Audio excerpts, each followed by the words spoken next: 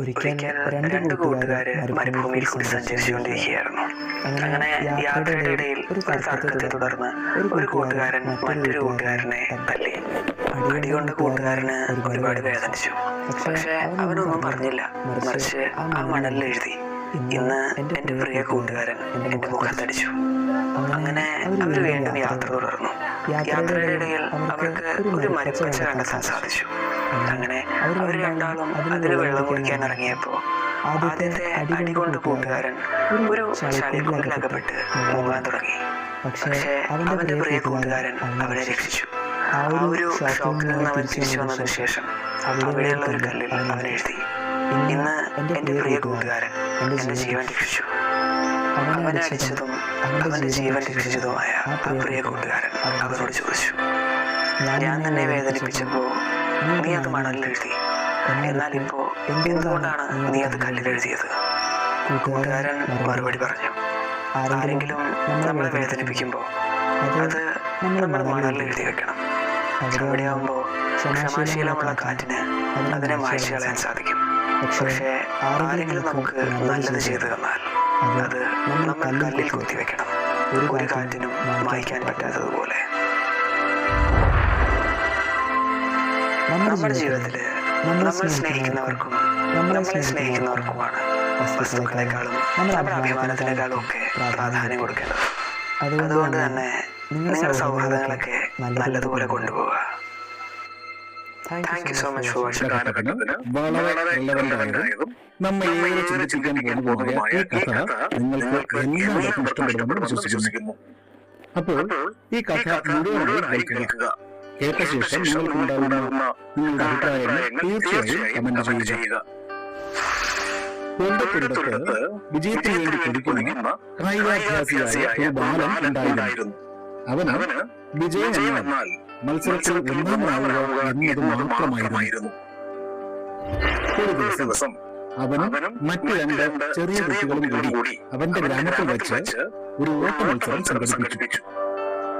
ഈ ആവേശകരമായ മത്സരത്തിന് സാക്ഷികളാകാൻ വൻ ജനങ്ങൾ തന്നെ അവിടെ കഴിച്ചുകൂടിയിരുന്നു. കൂട്ടത്തിൽ ഈ മത്സരം കാണാൻ വേണ്ടി ദൂരത്തിൽ നിന്ന് ഒരു ജ്ഞാനിയായ വൃദ്ധനും ഉണ്ടായിരുന്നു. കാത്തിരുന്ന ആ മത്സരം തുടങ്ങി. തുടക്കത്തിൽ എല്ലാവരും ഒരുപോലെ മുന്നേറിയെങ്കിലും ആ ചെറുബാലൻ അവന്റെ നിശ്ചയദാർഢ്യവും കഴിവും ശക്തിയും ഉപയോഗിച്ച് ഉദിക്കുകയും ഒന്നാമതെത്തുകയും ചെയ്തു. കാണികൾ കരഘോഷങ്ങളോടെ അവനെ എതിരേറ്റു. ആ സമയം ഒരു സന്തോഷവും കാണിക്കാതെ ജ്ഞാനിയായ ആ വൃദ്ധൻ ശാന്തമായി നിന്നു. എങ്കിലും ആ ബാലൻ അവന്റെ വിജയത്തിൽ അഭിമാനം തോന്നി. വീണ്ടും മത്സരം നടത്താൻ തീരുമാനിച്ചു. രണ്ട് ശക്തരായ യുവാക്കൾ ആ ചെറുബാലനോടൊപ്പം മത്സരിക്കാൻ മുന്നോട്ട് വന്നു. മത്സരം തുടങ്ങി. അവൻ തന്നെ വീണ്ടും ഒന്നാമതെത്തുകയും ചെയ്തു. ജനങ്ങൾ വീണ്ടും അവർക്ക് വേണ്ടി കരഘോഷങ്ങൾ മുഴക്കി.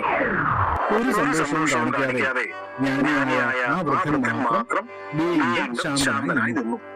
എങ്കിലും അവന് തന്റെ വിജയത്തിൽ അതിയായ സന്തോഷവും അഭിമാനവും ഒക്കെ തോന്നി.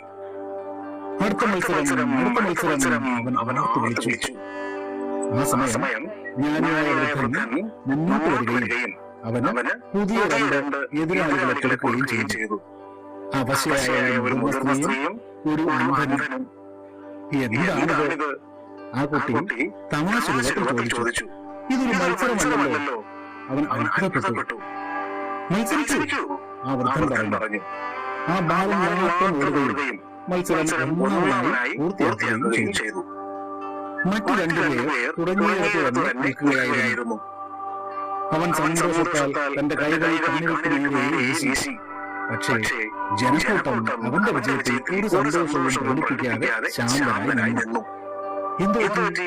എന്തുകൊണ്ടാണ് ആളുകൾ എന്റെ സന്തോഷത്തിൽ പങ്കുചേരാത്തത്? അവൻ ജ്ഞാനിയായ വൃദ്ധനോട് ചോദിച്ചു. വീണ്ടും മത്സരം എടുത്തു. അദ്ദേഹം മറുപടി പറഞ്ഞു. ഈ സമയം നിങ്ങൾ മൂന്നുപേരും ഒരുമിച്ച് മത്സരം പൂർത്തിയാക്കണം. അദ്ദേഹം തുടർന്നു. ആ ബാലൻ കുറച്ചു നേരം ആലോചിച്ചു. എന്നിട്ട് കൂടെ മത്സരിക്കുന്ന അവശയായ സ്ത്രീയുടെയും അന്ധനായ യുവാവിന്റെയും കൈപിടിച്ചു. അവൻ വളരെ വളരെ പതിയെ അവരോടൊപ്പം നടന്ന് ഫിനിഷിംഗ് ലൈനിലെത്തി. കാണികൾ ഇത്തവണ ആവേശത്തോടെ കരഘോഷത്തോടെ തന്നെ അവനെ എതിരേറ്റു. ആ ജ്ഞാനിയായ വൃദ്ധൻ അവനെ നോക്കി പുഞ്ചിരിയോടെ തലയാട്ടി. ഈ സമയം അവന് അതിരറ്റ സന്തോഷവും അഭിമാനവും ഒക്കെ തോന്നി. അപ്പൂപ്പ, ഞങ്ങൾ ആർക്ക് വേണ്ടിയാണ് അവർ കൈയടിക്കുന്നത്? എനിക്ക് മനസ്സിലാകുന്നില്ല. അവൻ അദ്ദേഹത്തോട് ചോദിച്ചു. അദ്ദേഹം അവന്റെ തോളിൽ കൈവച്ച് അവന്റെ കണ്ണുകളിലേക്ക് നോക്കി പതിയെ പറഞ്ഞു, മകനെ, ഇതുവരെ നീ വിജയിച്ച മറ്റു മത്സരങ്ങളെക്കാൾ തിളക്കമുള്ളതാണ് ഈ മത്സരത്തിലെ നിന്റെ വിജയം. ഇതിൽ അവർ കൈയടിച്ചത് ഒരു വിജയത്തിന് വേണ്ടിയല്ല. സുഹൃത്തുക്കളെ, നിങ്ങളുടെ ജീവിതത്തിൽ നിങ്ങൾ എന്തിനു വേണ്ടിയാണ് ഓടിക്കൊണ്ടിരിക്കുന്നത്? മത്സരത്തിലെ വിജയമാണോ നിങ്ങളുടെ ജീവിതത്തിന്റെ ഒരേ അളവുകോൽ? നിങ്ങളുടെ ജീവിതത്തിന്റെ സായാഹ്നത്തിൽ നിങ്ങൾ തിരിഞ്ഞു നോക്കുമ്പോൾ ഈ ചോദ്യങ്ങൾ നിങ്ങളും ചോദിക്കപ്പെടും. ഈ മത്സരത്തിൽ ആരാണ് നിങ്ങളുടെ കൂടെ ഓടിയത്? അവർ അവസരം പ്രായമുള്ളവരാണെങ്കിൽ നീ അവരെ ലക്ഷ്യസ്ഥാനത്തെത്താൻ സഹായിച്ചു.